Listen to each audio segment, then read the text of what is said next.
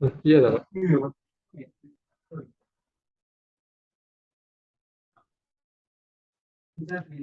Hehehe, restoran.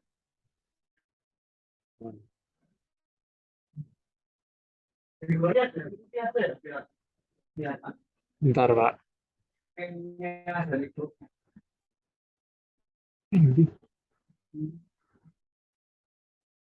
Oh,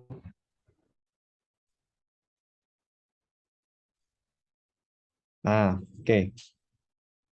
iya. Ya, bisa dijelaskan saja gimana?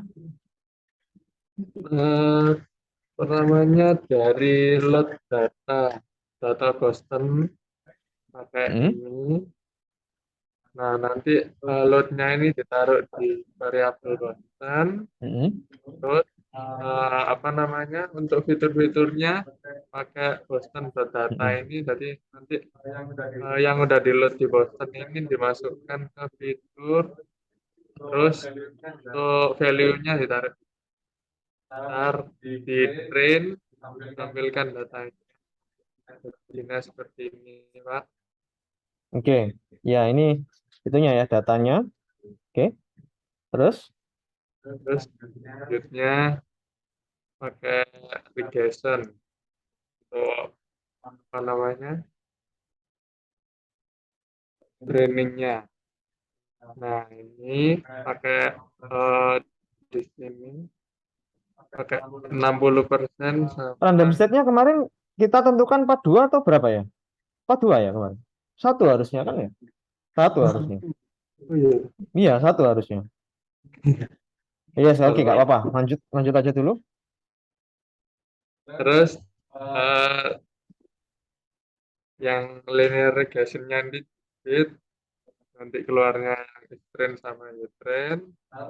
Ntar selanjutnya pakai linear regression buat dikit lagi ini ntar keluarnya data seperti ini. Terus MSE, MAE berapa dapatnya? Ini Pak Hmm. caranya.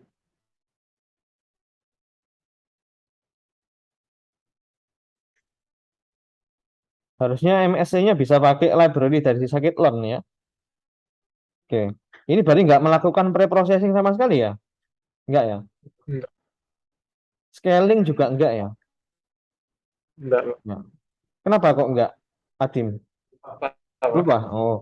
Kalau nggak di scaling, coba lihat di datanya, coba kita lihat datanya. Itu eh sama nggak itunya range-nya kalau menurut kamu? Apanya Pak? Range-nya kan Hmm. beda. Misalnya teks ya, teks itu kan pajak ya dengan age itu kan beda range-nya. Kalau nggak di scaling berarti kan itu nanti apa namanya linear regresornya nggak bisa maksimal kan ya. Oh iya Harusnya Pak. di scaling, harus dilakukan yang namanya scaling. Data pre-processing itu minimal minimal harus ada scalingnya. Kalau nggak pakai outlier detection atau solving missing values, oke lah. Kalau solving missing values mungkin itu juga kita perlu lakukan ya. Tapi kalau scalingnya sudah nggak dilakukan, otomatis tiap atribut itu punya skill yang berbeda-beda, gitu kan ya. Nah, oleh karena itu perlu dilakukan yang namanya scaling, gitu ya. Oke, eh, ya udah cukup. Terima kasih, Adim. Iya Bisa Pak. di stop share dulu. Oke, kita coba lanjut ke yang mengumpulkan pertama sekarang ya. Yang mengumpulkan pertama itu adalah Henry. Mana Henry? Ada Henry. Oh, nggak datang. Kalau gitu yang mengumpulkan kedua. Ikomang Elian. Ada Elian. Oh ya, silakan. Ya, Elian, silakan. Bisa di share screen ya.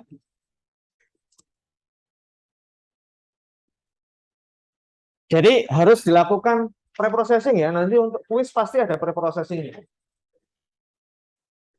Nanti dibaca di kuisnya apakah misalnya scalingnya itu diterapkan di dataset foto atau training atau testing ya, harus dibaca detail nanti di setiap itunya ya, stepnya ya.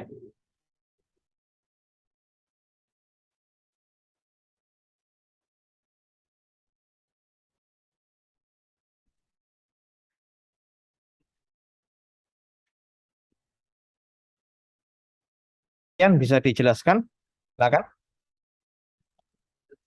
Bisa di zoom in lagi, Elian. Oke ya, oke. Oke, untuk load datasetnya bisa di skip saja langsung. Mungkin langsung di pre-processingnya gimana?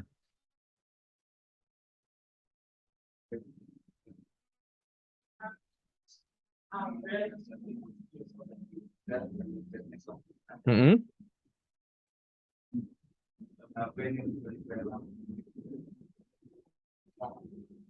Oh, ini pakai yang manual ya, nggak pakai yang scikit-learn ya, nggak pakai linear regresi, pakai error ya. Errornya kenapa itu?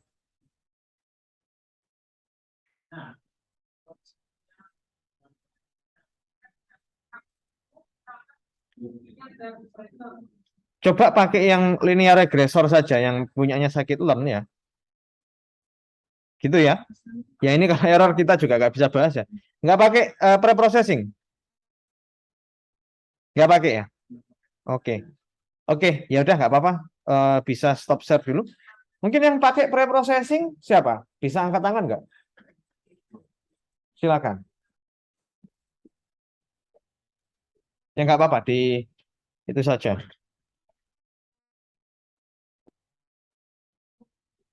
Tadi siapa? Dengan siapa tadi yang error? Ya silakan bisa itu join di Zoom.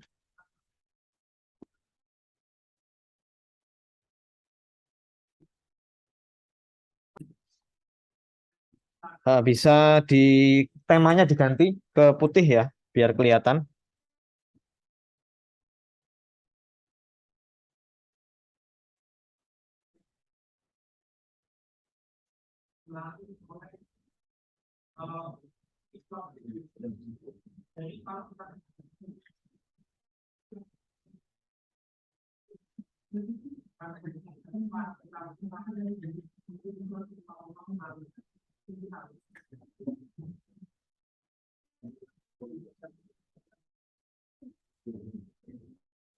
Ya, silakan bisa di itu. Ya, gimana ini? Remove outlier. Yang Anda lakukan di remove outlier ini apa?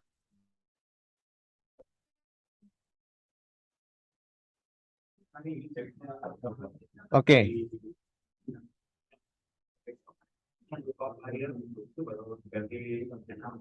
Oke.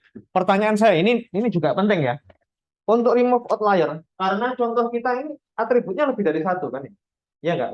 Atributnya ada berapa kemarin? Banyak lah ya, ada lebih dari satu.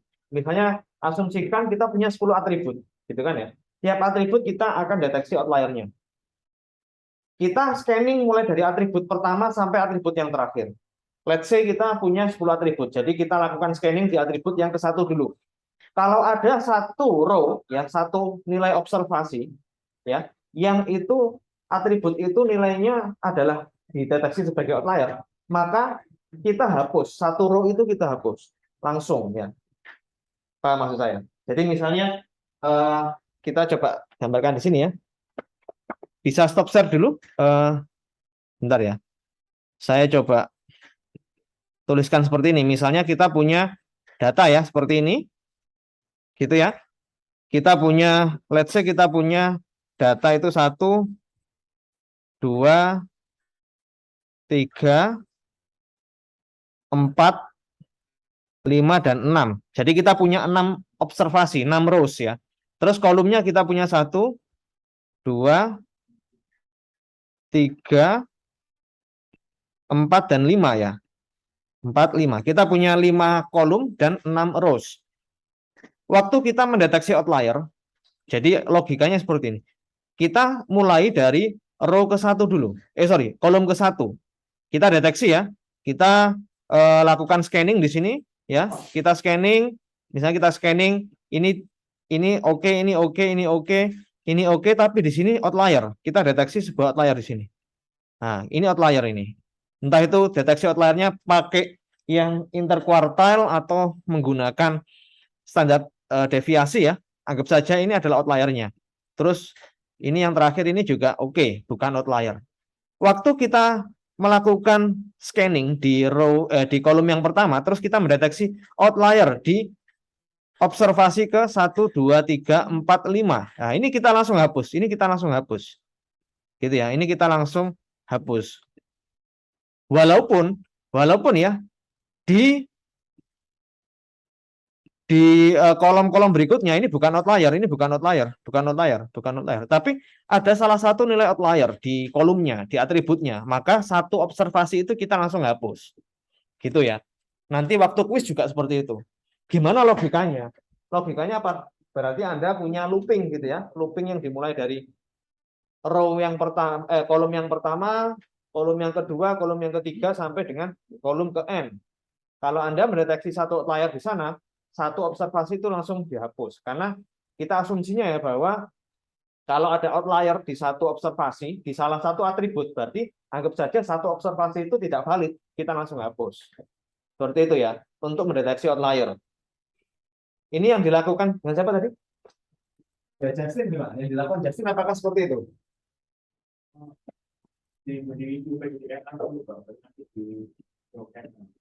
Oke, bisa share screen dulu, kita coba lihat bareng-bareng.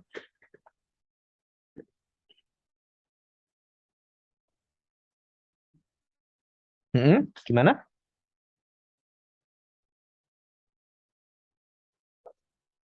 Oh, diubah ke NaN ya, NaN ya.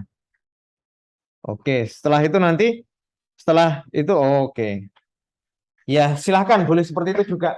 Logikanya kan banyak ya, bisa menggunakan seperti itu. Kalau caranya Justin ini berarti yang outlier itu ditandai NaN dulu gitu ya. Terus setelah itu di drop menggunakan NaN. Boleh saja, silakan. Boleh ya. Caranya banyak, saya nggak membatasi harus pakai looping dan sebagainya. Nggak harus ya. Oke, terus setelah itu gimana setelah dideteksi outliernya?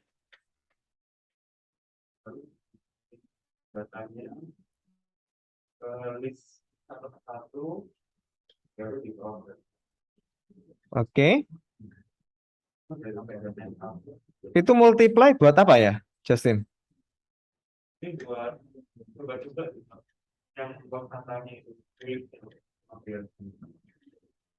Biasanya harusnya kita dapat dari linear regresornya kan ya? Nggak perlu. Kalau kamu definisikan manual, berarti nggak pakai algoritma kalau gitu kan ya. Harusnya biasnya ya, weak-nya ya, itu kita dapatkan dari koefisien dari linear regresornya. Di linear regresornya kan ada nilai intercept sama koefisien kan ya. Jadi intercept itu nilai biasnya, koefisien itu nilai weak-nya. Ini berarti kalau Justin ini hanya menggunakan 3 kolom saja ya. Oke, ya maksud saya harusnya nanti Anda menentukan intercept sama koefisiennya itu berdasarkan linear regresornya, algoritma linear regresinya, bukan dicoba manual. Kalau dicoba manual nanti ya seperti ini, Justin. Nah, itu kamu juga punya nilai itu kan pakai random normal, makanya nilainya berubah-ubah terus. Pakai scaling nggak, Justin? Nggak pakai ya? Oke, ya masukan saya pakai scaling, terus nilai weak-nya sama bias-nya itu kita dapat dari linear regresornya ya, gitu ya. Oke, bisa stop share dulu. Untuk deteksi itunya, outlier-nya saya sudah oke, boleh pakai cara seperti itu dari Justin ya. Bisa diperbesar sama di itu ya, diputihkan.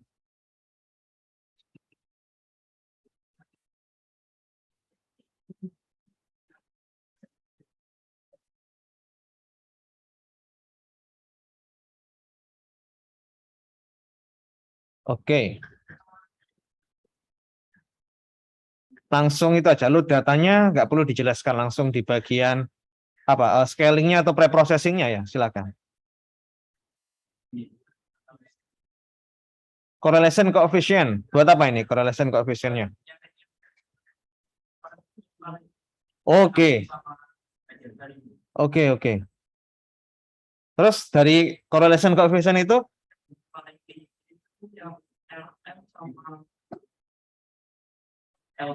oh ya, saya mungkin perlu menjelaskan juga ya, kemarin di video KNN itu kita menggunakan correlation coefficient ya.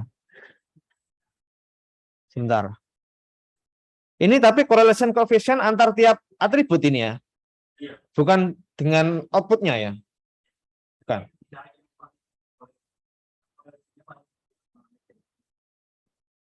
Oke, kalau dengan outputnya ada nggak? Nggak ada. Oke, sebentar, stop share sebentar aja. Saya juga pengen jelaskan sedikit. Saya share screen materi di week keempat kemarin ya, yang KNN.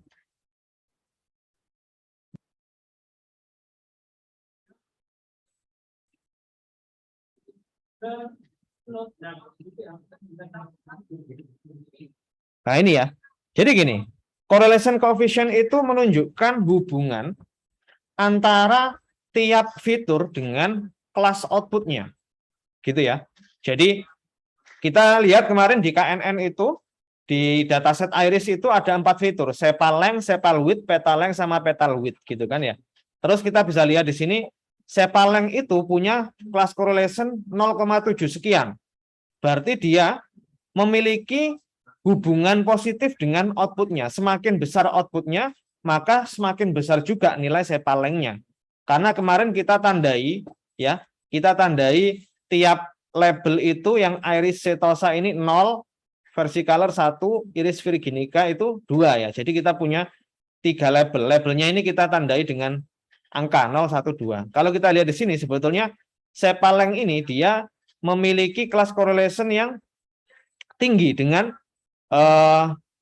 outputnya, gitu ya. Jadi semakin tinggi sepal length-nya, maka dia akan semakin identik dengan iris virginica, seperti itu ya. Nah, jadi kayak gitu. Begitu juga dengan sepal width ya. Sepal width ini nilainya negatif, berarti semakin besar sepal width-nya, otomatis dia ada kemungkinan maka dia masuk ke iris setosa, gitu kan? Karena dia hubungannya negatif. Semakin besar width-nya, maka semakin kecil kelasnya. Ini nggak masalah kalau Anda nanti bisa ubah-ubah atributnya, ini nanti juga nggak bakal bermasalah gitu ya. Nah, kalau kita lihat di sini, petal length sama petal width ini, dia punya relasi yang tinggi, mendekati 1 ya. Berarti semakin besar petal length sama petal width-nya, ada kemungkinan bahwa bunga itu masuk ke iris virginica. Semakin kecil, maka dia bisa menjadi iris setosa ya. Nah, kalau negatif seperti ini, sorry tadi kayaknya saya salah menjelaskan. Kalau sepal width ini dia nilainya negatif, berarti dia memiliki hubungan yang berkebalikan. Semakin besar sepal width-nya, maka semakin kecil gitu ya. Semakin kecil nilai kelasnya. Berarti ada kemungkinan semakin besar sepal width-nya, maka bunga tersebut itu masuk ke yang iris setosa, seperti itu ya. Nah, itu kalau kita sebut sebagai class correlation. Ini biasanya penting untuk memilih fitur mana yang mau kita pertimbangkan untuk mengklasifikasikan sebuah data. Gitu ya. Nah, kalau kita lihat memang petal length sama petal width ini dia mendekati 1. Lebih baik kalau kita memilih class correlation itu yang mendekati 1 atau mendekati -1. Kenapa seperti itu? Ada yang bisa menjelaskan nggak? Kenapa kita harus memilih atribut yang mendekati 1 kelas correlation-nya atau mendekati -1? Kalau 0 berarti bisa kita asumsikan atribut itu nggak pengaruh ya. Nggak pengaruh ke outputnya. Berarti berapapun nilainya itu nggak pengaruh, nggak bisa kita prediksi correlation-nya. Jadi fitur-fitur yang mendekati 0 gitu ya, itu bisa kita hapus harusnya.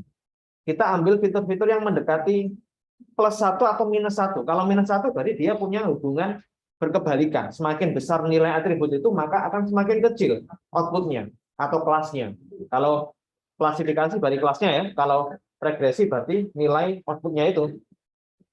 Begitu juga kalau mendekati 1. Berarti mendekati 1 itu dia semakin besar nilainya, maka juga semakin besar nilai outputnya atau semakin besar nilai kelasnya. Seperti itu. Mungkin waktu di video saya menjelaskannya kurang detail, tapi penjelasannya seperti itu.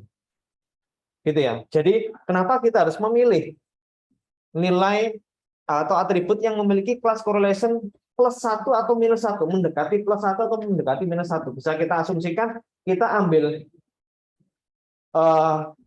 kelas ya, atau kita ambil atribut yang nilai class correlation-nya itu -0,75 ke bawah, dari -0,75, -0,8 sampai -1. Atau kita ambil nilai atribut yang memiliki class correlation yang nilainya 0,75 ke atas sampai 1. Karena class correlation ini rentangnya -1 sampai 1. Seperti itu. Oke, bisa lanjut saja siapa? Christopher, ya silakan share screen.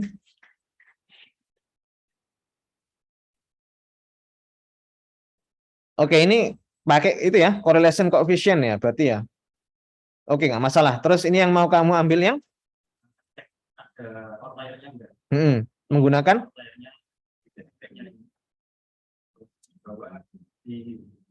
Direduksi, outliernya pakai IQR.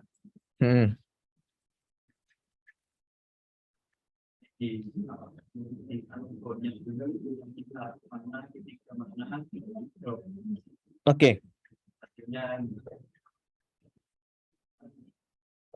Ini yang bentuk data itu outliernya kan dari semua.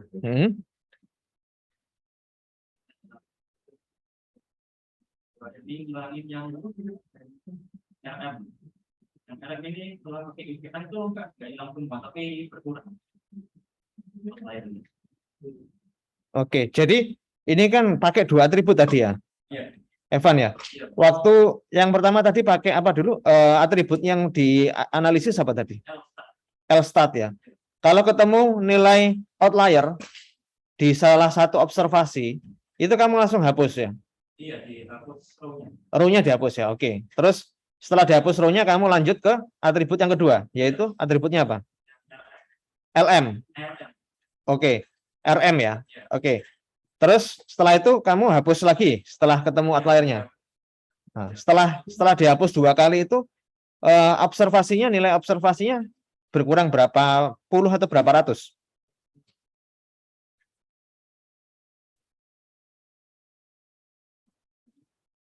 .472 tadi ya. Sebelumnya berapa? Banyak harusnya.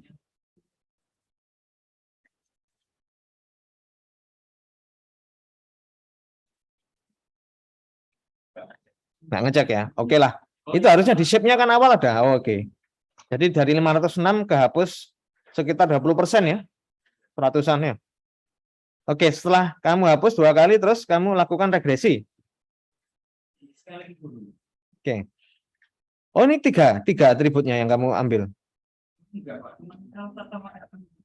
Itu mat V atau apa? Oh, target outputnya. Oke. Oke, terus? Nah, ini output itu nggak perlu kita scaling loh ya. Output nggak perlu kita scaling ya.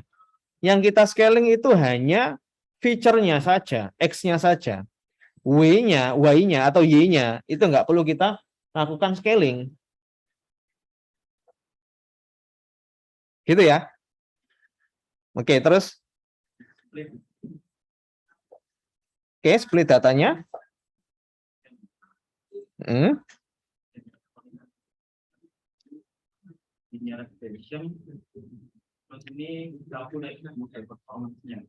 Oke, terus dapat R² berapa? MSI-nya? Oke. Ya, lumayan lah ya. Sudah di atas 0,5. Kalau R² semakin tinggi mendekati 1 kan semakin bagus ya. Oke.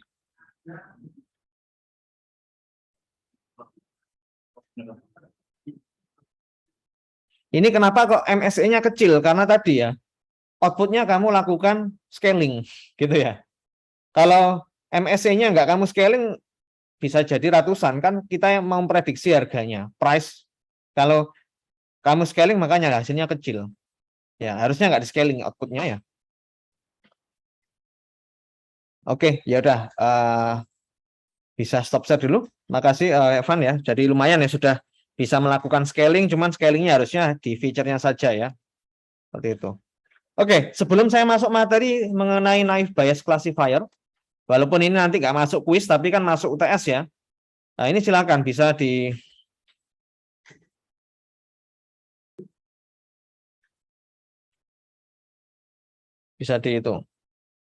bisa ditanyakan sebelum saya lanjut ke materinya. Jadi naive Bayes classifier ini kita gunakan untuk mengklasifikasikan sebuah data seperti itu ya. Nah, ini biasanya kalau kita menggunakan naive Bayes classifier ya, datanya itu feature-nya bisa jadi nilai yang bukan kontinu ya. Artinya nilainya itu nilai label, itu bisa kita gunakan naive Bayes classifier. Karena seharusnya tidak semua data yang mau kita klasifikasikan itu berupa nilai kontinu ya, atau nilai numerik ya. Kemarin contoh kita waktu kita belajar KNN ya kan, kita menggunakan iris dataset gitu ya. Iris dataset memiliki sepaleng, sepalwidth, petaleng, dan petalwidth. Semua atribut itu dalam nilai numerik seperti itu kan ya. Nah, bagaimana kalau nilainya itu bukan numerik ya? Kita bisa menggunakan algoritma naive Bayes seperti itu. Walaupun sebetulnya kalau KNN ya, kalau KNN itu kita gunakan untuk mengklasifikasikan nilai yang non numerik ya, nilainya label itu juga bisa sebetulnya. Kita lakukan encoding terlebih dahulu. Tapi kalau naive Bayes ini kita nggak perlu melakukan encoding. Kalau data kita adalah data yang non numerik di atributnya seperti itu ya. Oke, jadi naive Bayes classifier ini dia menggunakan sebuah teorema, yaitu teorema Bayes, yang mana basicnya itu dari probability.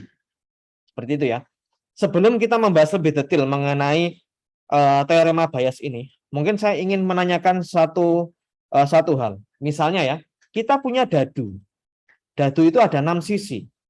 Gitu ya. Munculnya sebuah sisi, entah itu angka 1, 2, 3, 4, 5, 6, itu probability-nya berapa kira-kira? 1/6, betul ya. Kalau kita punya koin, ada head sama tail, jadi probability-nya berapa? 1/2. Itu adalah konsep dasar dari probability. Teorema Bayes ini menggunakan yang namanya probability. Jadi semua atribut itu kita coba relasikan dengan outputnya. Jika atributnya ini, maka probability-nya kelasnya ini tuh berapa persen, seperti itu. Kalau Anda lihat di sini memang ada sebuah equation ya, probability A diberikan event B. Jadi ini bacanya adalah probability A diberikan event B, itu sama dengan probability B diberikan event A dikali munculnya probability A dibagi probability B. Oke, ini equation-nya seperti ini. Lebih mudah kalau kita lihat langsung contohnya saja. Gitu ya. Anda bisa skip saja langsung ke dataset yang akan kita lakukan klasifikasi menggunakan naive Bayes classifier.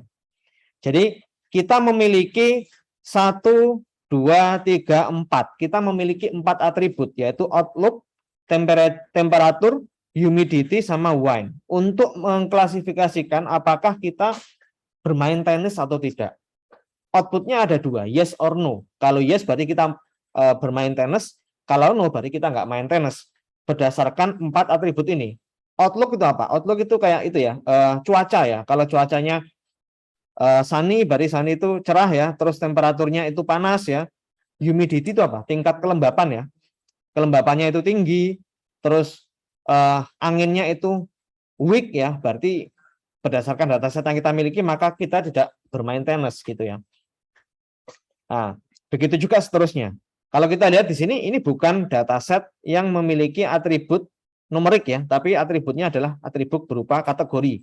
Seperti itu. Ini kita bisa selesaikan menggunakan naive Bayes classifier. Pertanyaannya, jika kita memiliki data baru, yaitu misalnya outlook-nya itu sunny, temperature-nya itu cool, humidity-nya itu high, wine-nya itu strong. Kira-kira kita bermain tenis atau enggak? Anggap saja ini adalah dataset testingnya. Yang warna hijau ini adalah dataset testingnya. Sedangkan dataset yang kita miliki sebelumnya ini adalah dataset trainingnya. Nah, bagaimana cara menghitung apakah dataset testing ini, ya, unknown observation-nya ini, itu bernilai yes atau no. Itu yang akan kita selesaikan menggunakan naive Bayes classifier. Caranya gimana? Caranya adalah kita coba hitung probability-nya dulu. Probability-nya ini menggunakan MLE estimator. Oke, nanti saya akan jelaskan MLE estimator itu apa. Tapi kita coba lihat dulu di sini. Probability ya, jika outlook-nya itu sunny, artinya adalah jika outlook-nya itu bernilai sunny dan kita bermain tenis itu ada berapa persen? Kita coba lihat. Nah, kita lihat di sini. Sunny yang yes itu ada berapa? Sunny yes, sunny yes. Berapa ini? 1 ya. Sunny dan itu yes ya. Sunny dan itu yes. Sunny dan itu yes. Mana kira-kira? Ini ya. 1. 1 saja. 2 ya. 1, 2. 1, 2 ya. 2 per 9. 9 ini dari mana? 9 itu yang bernilai yes. Karena sebelumnya ini kita coba hitung dulu. Yang yes itu ada 9. Yang no itu ada 5. Berarti 9-nya itu yes, no-nya itu 5. Berarti kalau kita menghitung probability outlook-nya sunny dan diberikan event yes, itu adalah 2/9. Gitu ya. Kalau kita lihat di sini, berarti yang kita ambil itu adalah, saya coba annotate dulu. Ini ya, sunny sama sunny. Kita punya 2 event di sini. Yang nilainya sunny dan bermain tenisnya itu yes. Gitu ya. Jadi kita menghitung probability bahwa kita outlook-nya sunny diberikan event yes, itu adalah 2/9. Gitu ya. Kita juga hitung untuk yang no. Kita diberikan event no ya, yang mana kita mendapatkan outlook-nya itu sunny. Itu ada 3. Ya, 3. Kita coba hitung. Yang no itu berarti yang sunny tapi dia no. 1, 1, 2, 3. Ya kan 3. 3 dibagi 5. 5 dari mana? Karena event no itu ada sebanyak 5. Nah, cara menghitungnya seperti itu.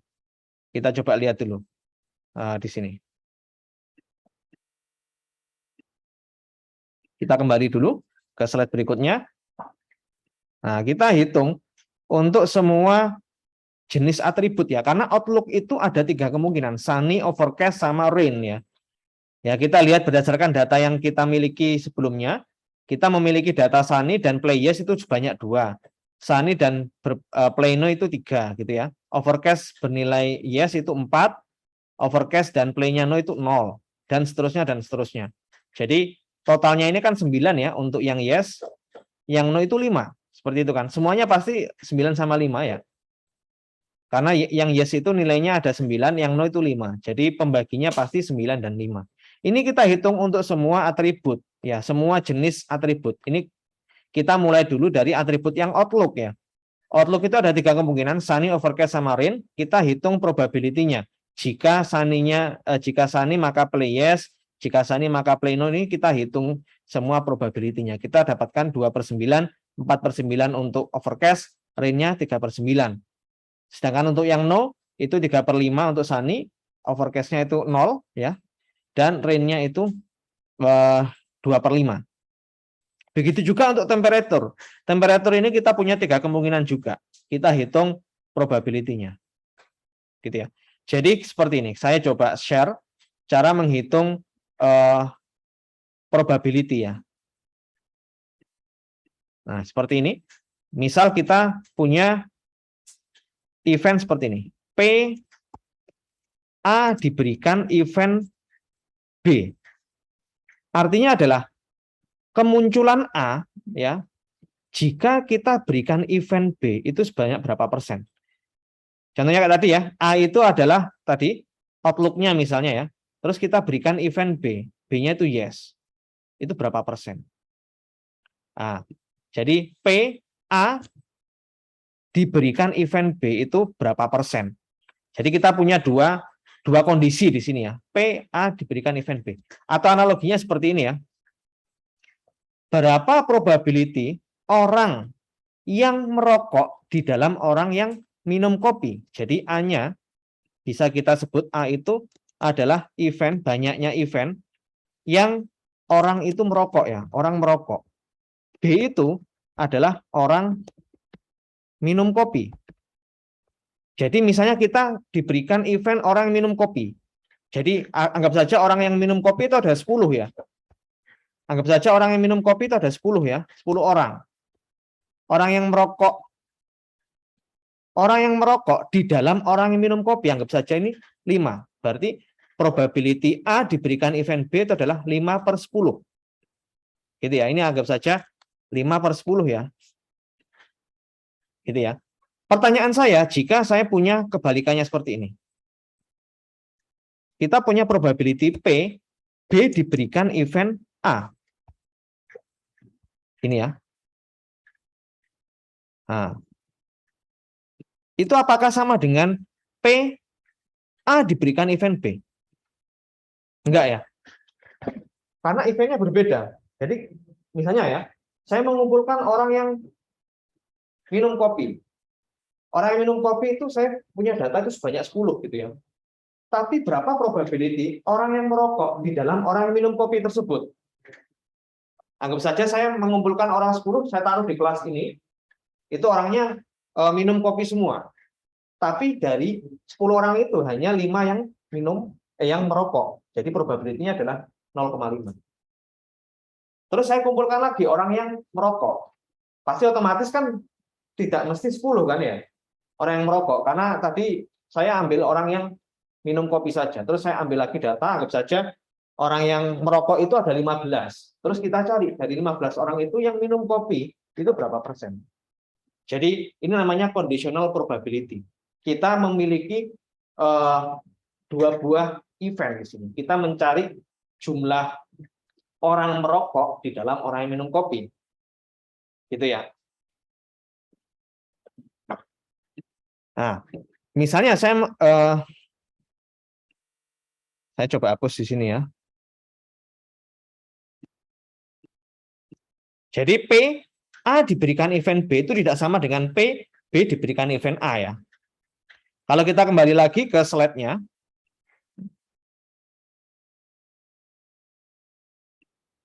Ini ya. Ini kita diberikan event yang yes. Ya, diberikan event yang yes. Kita cari yang outlook-nya itu sunny, itu berapa persen? Yang yes kan otomatis ada 9 tadi ya. Pasti pembaginya 9 semua. Ini juga untuk yang no, karena kita punya event no itu sebanyak 5, pasti pembaginya juga 5 semua. Kita sudah kumpulkan untuk dataset, untuk atribut yang outlook. Kita ulang lagi untuk atribut temperatur, terus atribut humidity dan wine. Kita hitung semua. Nah, terus bagaimana kalau kita punya dataset observasi yang baru, yang mana dia sunny, cool, high ya, outlook-nya sunny, temperaturnya cool, humidity-nya high, dan wine-nya itu strong. Nah, kita hitung di sini. Caranya adalah mengalihkan probability munculnya yes. Yes ini tadi 9 ya, 9 kan ya. 9/14 karena dataset kita ini sebanyak 14. 9 dari 14 yang yes tadi. Jadi probability munculnya yes. Ini bukan conditional probability ya. Ini probability munculnya yes di dalam dataset kita, yaitu adalah 9/14. Kita kali yang sunny dan yes. Nah, kan ada 2 kemungkinan pastikan ya. Yes or no. Jadi kita cari yang yes sama no. Yang yes, sunny dan yes itu kita cari tadi 2/9 dikali 3/9 dikali 3/9 dikali 3/9. Cool yes, high yes sama strong yes itu masing-masing nilainya 3/9. Kita kalikan. Dan kita hitung juga yang no. Yang no kita hitung juga sunny no, cool no, high no sama strong no. Itu probability-nya 0,206. Di sini kita bandingkan yang paling tinggi 0,0053 sama 0,026. Maka kita dapatkan yang no di sini. Kita ambil yang nilainya maksimal. Sehingga kalau kita punya observasi seperti ini, maka labelnya ini adalah no. Karena probability-nya no itu lebih tinggi. Perhitungan ini kita dapatkan dari rumus di awal tadi. Ini ya, teorema Bayes ini. Seperti itu. Jadi teorema Bayes itu cara menghitungnya adalah seperti ini. P A diberikan event B. Jadi di sini kita bisa asumsikan bahwa nilai A ini adalah labelnya.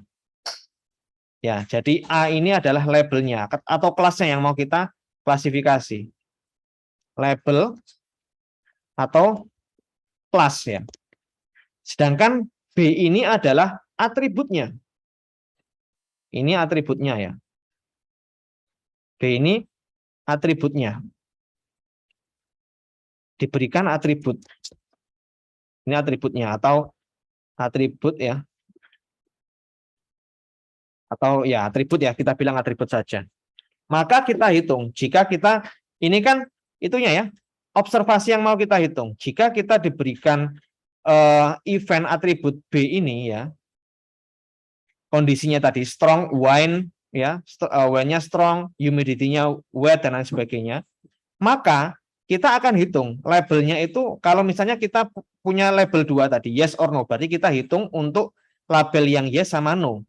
Pasti kalau kita klasifikasi itu kan labelnya lebih dari 1 ya, berarti kita akan hitung Bayes theorem untuk tiap kemungkinan outputnya. Gitu ya. Itu sama dengan probability B diberikan event A dikalikan dengan probability A dibagi dengan probability B, yang mana kita akan hitung yang mana probability-nya ini ya sama ya, ini adalah B itu atributnya, A itu adalah kelasnya. Nah, ini adalah Bayes theorem. Nanti kita hitung. Nah, kalau kita lihat lagi di slide berikutnya. Nah, jika kita diberikan klasifikasi sejumlah K, ya, K class classification, yang mana kita punya kelasnya itu C1, C2 sampai dengan C3, CK ya. Dan kita diberikan observasi X, X1, X2 sampai dengan Xn. X ini adalah nilai atributnya ya. Maka probability Y masuk ke CK itu adalah seperti ini. Diberikan event X1, X2 sampai dengan Xn sama dengan P dikali P, kita diberikan event CK dan atribut X1, X2 sampai dengan Xn.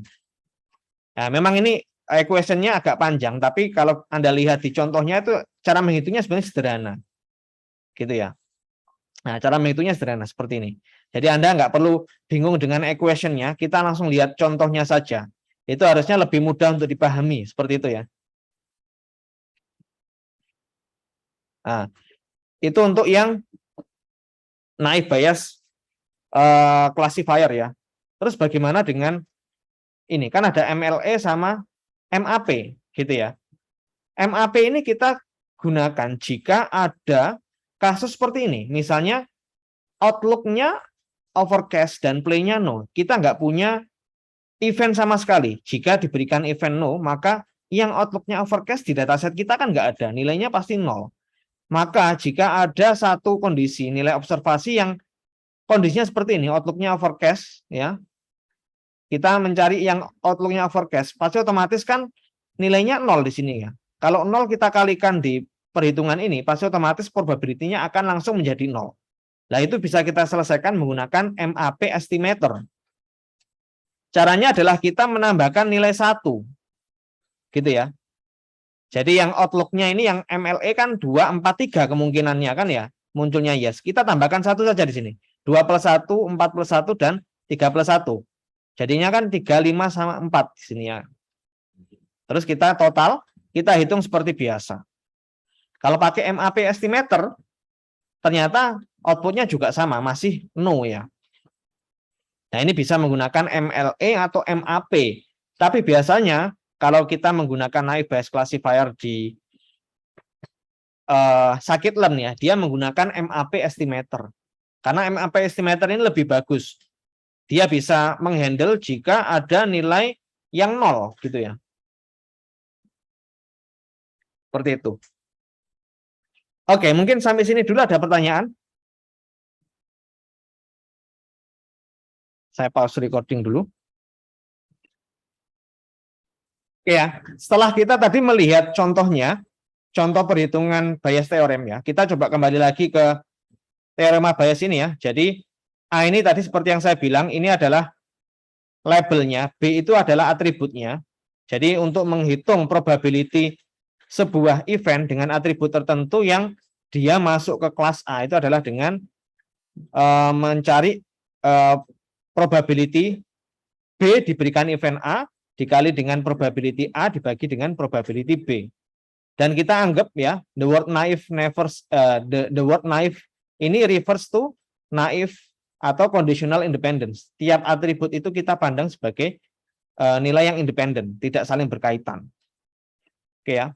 Kalau kita jabarkan lagi rumus dari Bayes theorem itu, tadi kan A itu tadi adalah labelnya ya. Jadi probability Y sama dengan CK, dia masuk ke kelas tertentu.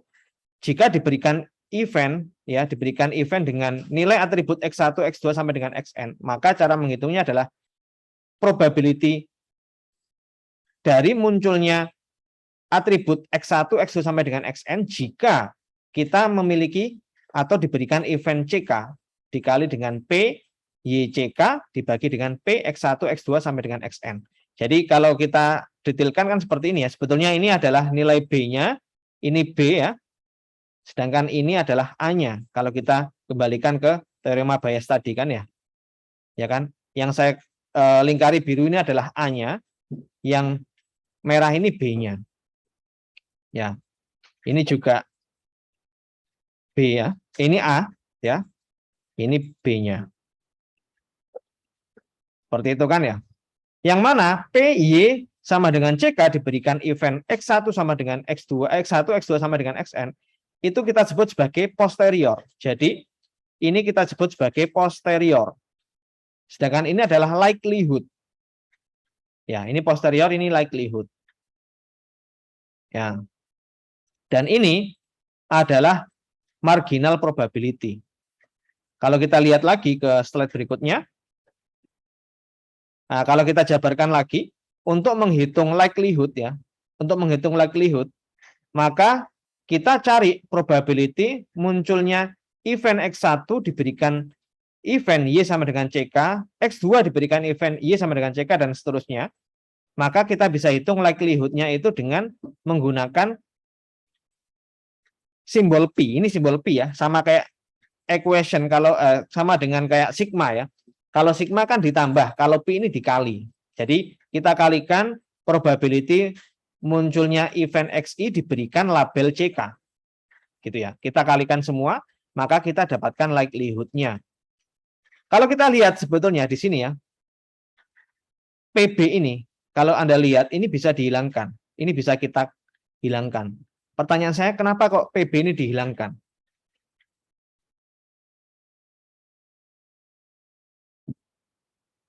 Ada yang bisa menjawab? Oke, ada yang tahu kenapa PB-nya dihilangkan? Jadi kan gini, kalau kita lihat ya, pertanyaan saya mungkin lebih simpel ya. Kalau kita punya 3 jenis label, gitu ya. Kita punya 3 jenis label, kira-kira berapa kali kita menghitung probability dari tiap label itu menggunakan teorema Bayes ini? Berapa kali kira-kira? Kita punya 3 label ya. Misalnya yes, no sama atau jangan yes or no lah. Yes or no kan mesti 2 ya. Misalnya kita punya 3 label itu cat, dog sama bird gitu ya. Anjing, kucing atau burung gitu ya. Nah, kira-kira Bayes theorem ini kita hitung untuk berapa kali? Berapa kali kira-kira? 3 kali kan? Kalau yes or no tadi kan 2 kali ya. Kalau 3, kita punya labelnya itu 3, maka 3 kali. Jadi nilai PB itu sebetulnya nilainya sama kan ya. PB untuk label cat, dog sama bird itu sama. Jadi kan bisa kita hilangkan. Dia nilainya konstan kan ya. Karena untuk semua jenis label pasti nilai PB-nya sama, makanya kita hilangkan untuk mensimplifikasi teorema Bayes. Jadi kita bisa hilangkan, gitu ya. Makanya kalau Anda lihat di contohnya tadi yes or no, yang humidity, wine, sama temperatur untuk kasus bermain golf atau tidak, kita bisa hilangkan nilai PB-nya. Kita nggak hitung, nilai PA-nya tetap kita hitung ya, karena dia probability munculnya labelnya tadi. Oke.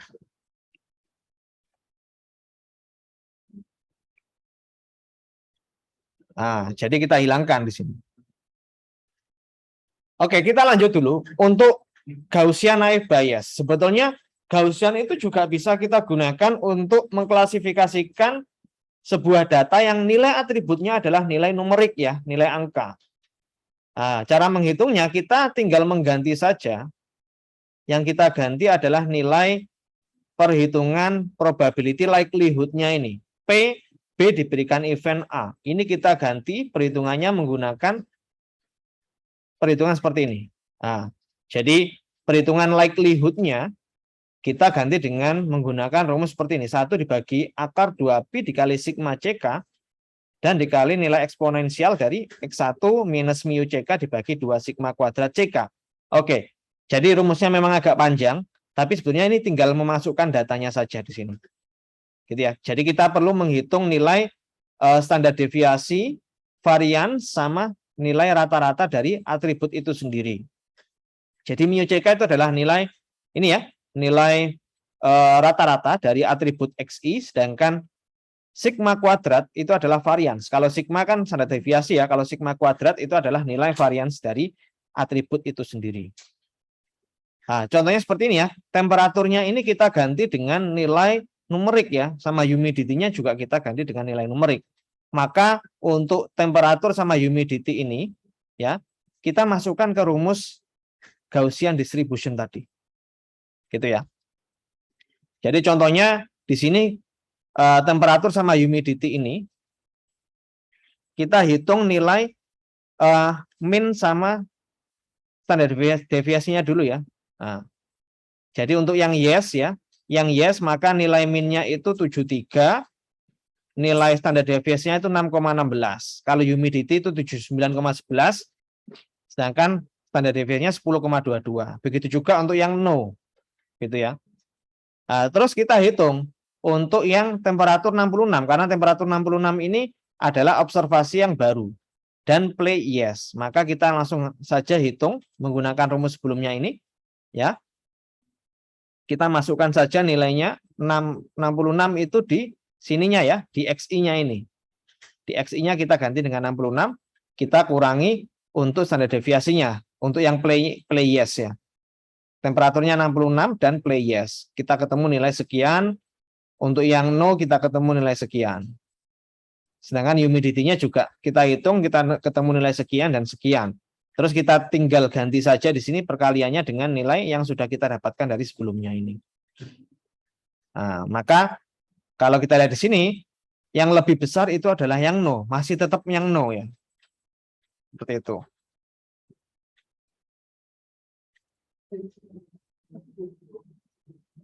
Oke, mungkin ada pertanyaan dulu. Ya mungkin ini ya, yang naive Bayes ini kita nggak akan bahas sampai selesai karena kita masih punya waktu lebih banyak di minggu depan. Jadi mungkin saya akan jelaskan lebih detail lagi implementasinya saat week ke-6 ya, 6 besok.